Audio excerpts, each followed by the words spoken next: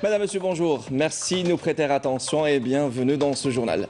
Voici les faits marquants de l'actualité en titre.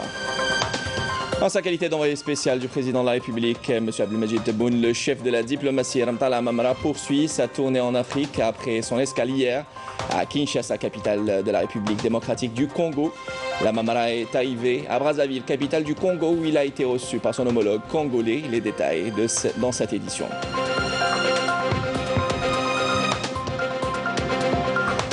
Nous nous intéresserons dans ce midi à deux autres volets du plan d'action du gouvernement, à savoir la moralisation de la vie politique et de la relance de l'économie, plan d'action qui sera soumis prochainement au Parlement. Et plus que 3 jours avant la fin de la révision exceptionnelle des listes électorales qui se poursuit jusqu'au 15 du mois en cours, il est exemple aujourd'hui depuis Béchar et Tindouf. Bienvenue à vous tous. En sa qualité de représentant du président de la République, Abdelmajid Tebboune, le ministre des Affaires étrangères et de la communauté nationale à l'étranger, Ramtala Mamra, a fait escale hier à Kinshasa, la capitale de la République démocratique du Congo, porteur d'un message du président de la République à son homologue Félix Tshisekedi Tshilombo, président de la République démocratique du Congo et président en exercice de l'Union africaine. La Mamra a eu des consultations avec Christophe Lutundula, vice-premier ministre et ministre des Affaires étrangères. Les discussions ont porté notamment sur l'état des relations bilatérales et les perspectives de leur renforcement, ainsi que sur les principales questions inscrites à l'agenda de l'Union africaine en prévision des prochaines échéances au niveau continental et international. Le message du président Tebboune s'inscrit dans le cadre de l'exercice par l'Algérie de son mandat de coordonnateur de la lutte contre le terrorisme et l'extrémisme violent en Afrique, qui lui a été confié par la conférence des chefs d'État et de gouvernement de l'Union africaine. Le message du président de la République porte comme aussi sur la recrudescence de la menace terroriste en Afrique, en particulier dans la région sahélo-sahélienne, et comporte des propositions concrètes susceptibles de stimuler l'action des institutions et de renforcer les mécanismes mis en place par l'Union africaine dans le cadre de la lutte contre ce phénomène. Cette initiative participe à l'engagement bien établi de l'Algérie dans la riposte organisée de la communauté internationale contre le phénomène du terrorisme et contre ses causes et manifestations tant locales que régionales et globales. Diplomatie toujours, le ministre des Affaires étrangères de la communauté nationale à l'étranger, Ramtala Mamra, est arrivé à Brazzaville en sa qualité de représentant du président de la République, Abdelmajid Tebboune.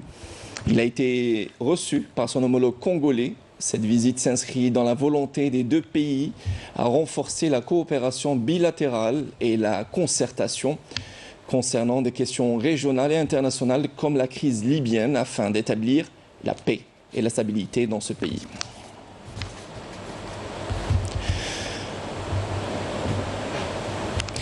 Et puis ce communiqué du ministère national de la Défense, le secrétaire général du ministère de la Défense nationale installe le nouveau directeur central des services de santé militaire par intérim au nom de Monsieur le Président de la République, chef suprême des Forces armées, ministre de la Défense nationale.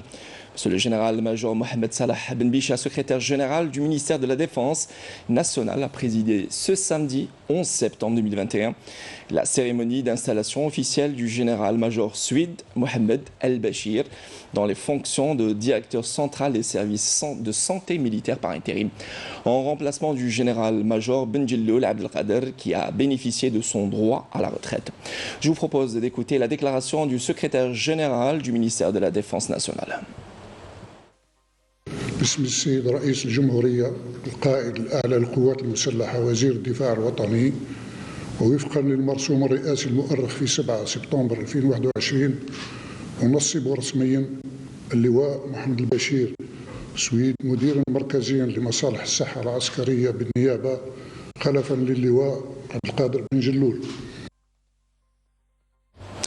À cette occasion, le secrétaire général du ministère de la Défense nationale a donné des orientations et des instructions au cadre de cette direction portant en substance sur la nécessité de la poursuite des efforts pour la promotion de la santé militaire au niveau escompté, à travers l'amélioration des conditions de prise en charge médicale multiforme des personnels du ministère de la Défense nationale et leurs ayants droit.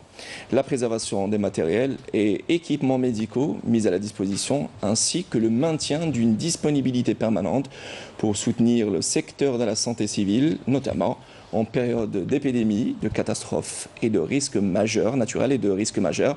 Enfin, le secrétaire général du ministère de la Défense nationale a signé le procès-verbal de la passation de pouvoir.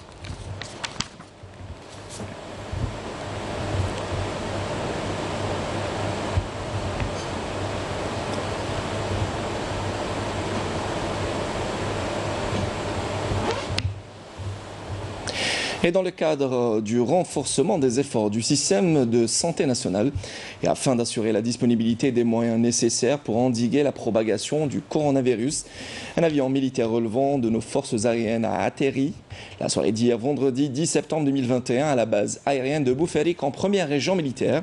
À son bord, une livraison de 3 millions de doses de vaccins anti-Covid-19 acquis de la République populaire de Chine.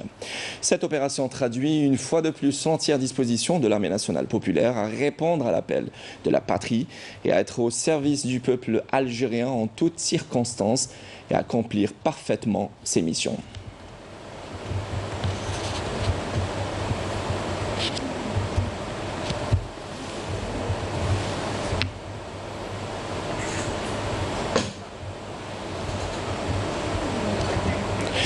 Et je vous invite maintenant à écouter cette déclaration.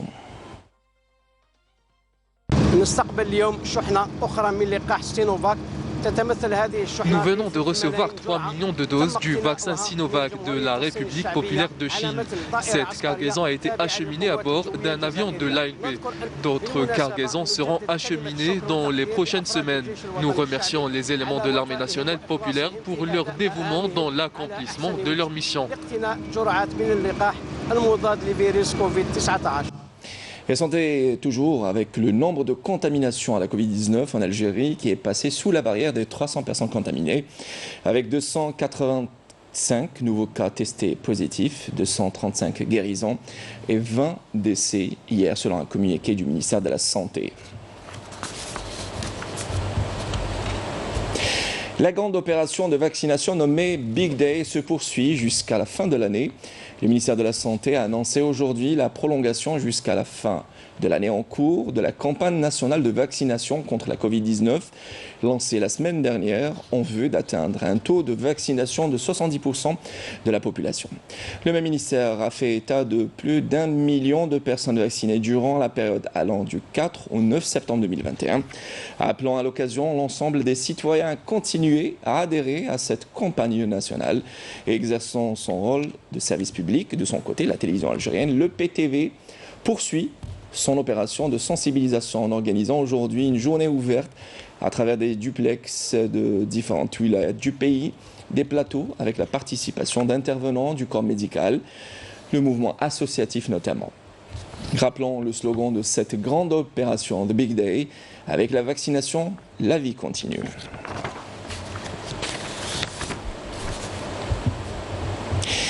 Et comme annoncé en titre, le plan d'action du gouvernement pour la mise en œuvre du programme du président de la République, qui sera bientôt soumis au Parlement, après son adoption par le dernier Conseil des ministres, prévoit une série de mesures visant à la concrétisation d'une relance et d'un nouveau souffle économique dans le cadre d'une approche basée sur l'encouragement de l'investissement productif et la diversification des ressources financières du pays.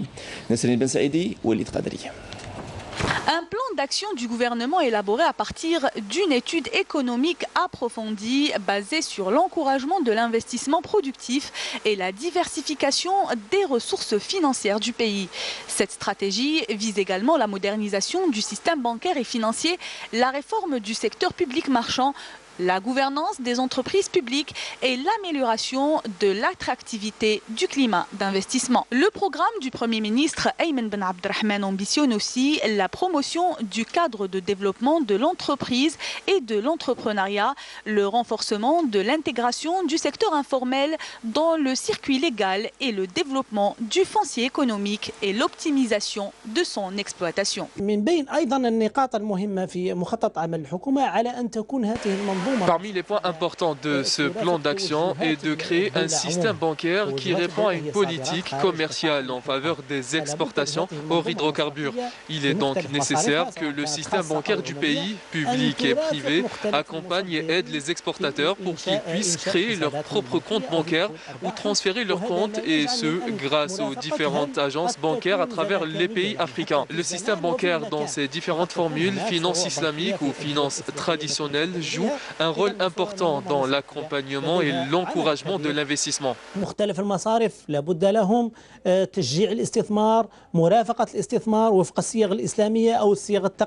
La stratégie du gouvernement ambitionne aussi d'absorber les sommes importantes de monnaie qui circulent sur le marché informel par l'encouragement du système de paiement électronique en vue de rétablir la confiance entre le citoyen et les institutions financières. La stratégie du gouvernement se base notamment sur la numérisation et la modernisation de l'administration. Ces mesures permettront d'éradiquer la corruption et la bureaucratie. Ce système permettra aussi d'exploiter les jeunes compétences du pays qui maîtrisent parfaitement ces nouvelles technologies.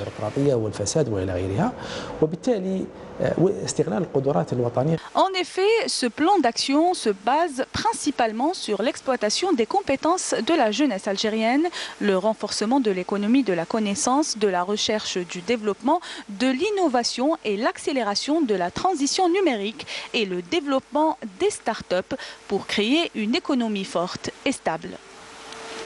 Et la moralisation de la vie politique et de la fonction publique et des priorités pour les autorités, mise en avant du plan d'action du gouvernement, un plan d'action qui sera, comme je le disais, soumis à débat et approbation au courant de cette semaine au Parlement.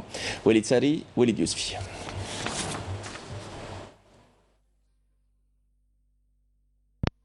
Moralisation de la vie politique et lutte contre la corruption, deux volets importants abordés dans le plan d'action du gouvernement pour la mise en œuvre du programme du président de la République. Un plan d'action engagé à opérer des réformes structurelles importantes pour la consolidation de l'état de droit et assurer une gouvernance basée sur la transparence.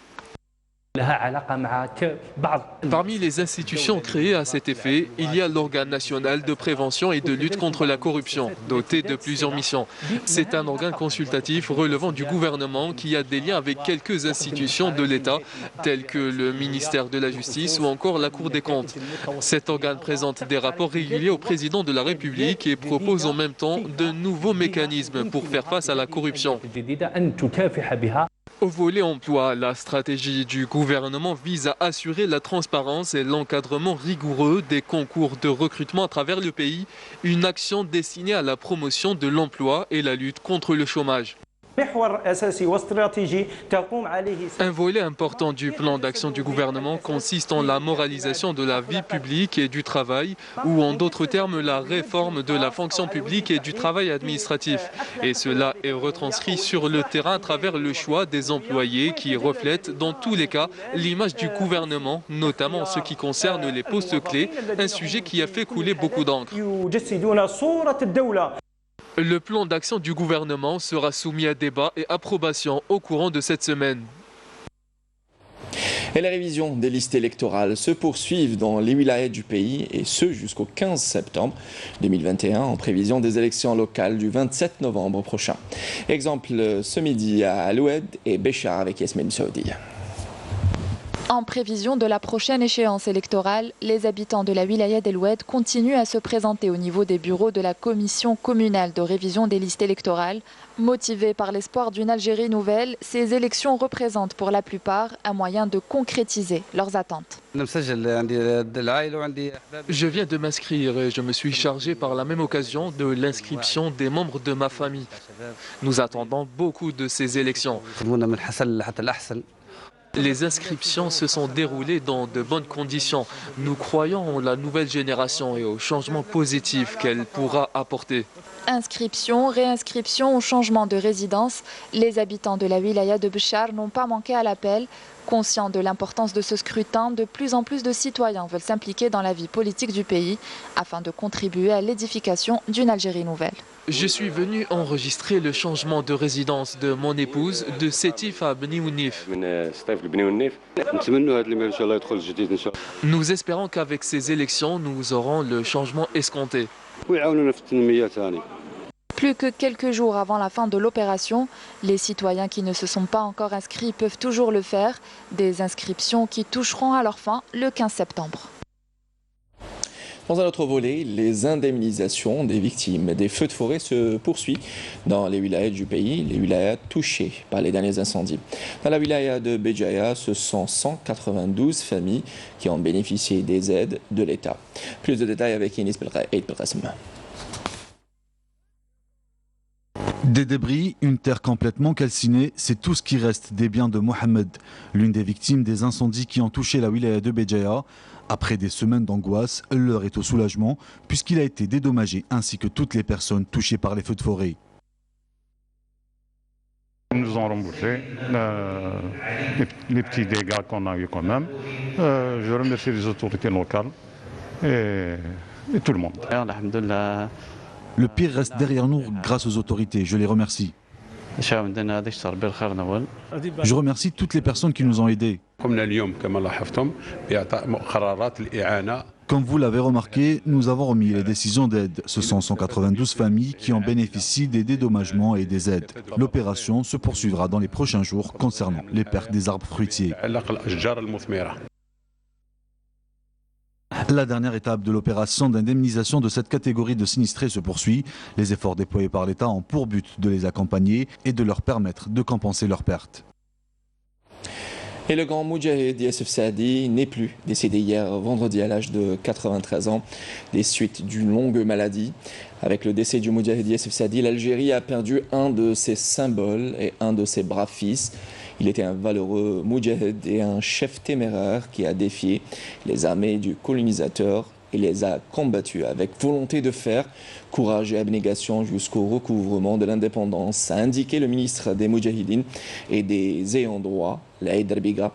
Le Moudjahid Youssef Saadi sera inhumé aujourd'hui au cimetière d'Al-Qattar à Alger après la prière d'Al-Asr.